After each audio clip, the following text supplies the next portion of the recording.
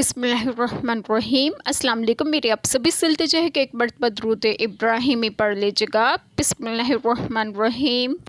اللہم صلی علی محمد وعلی آل محمد کما صلیت علی ابراہیم وعلی آل ابراہیم انک حمید مجید۔ اللہم بارک علی محمد وعلی آل محمد کما بارکت علی ابراہیم وعلی آل ابراہیم انک حمید مجید۔ بسم اللہ الرحمن الرحیم۔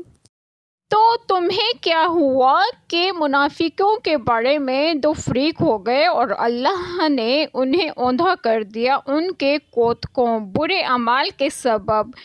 کیا یہ چاہتے ہو کہ اسے راہ دکھاؤ جسے اللہ نے گمراہ کیا، اور جسے اللہ گمراہ کرے تو ہرگز تو اس کے لیے کوئی راہ نہ پائے گا۔ بسم اللہ الرحمن الرحیم۔ آج بات میں آپ لوگوں سے ڈسکس کروں گی وہ یہ ہے کہ اس آیت کریمہ میں ہے کہ تو تمہیں کیا ہوا کہ منافقین کے بارے میں دو فریق ہو گئے۔ شان نزول منافقین کی ایک جماعت سید عالم صلی اللہ علیہ وسلم کے ساتھ جہاد میں جانے سے رک گئے تھے۔ ان کے بعد میں اصحاب کرام کے دو فرقے ہو گئے۔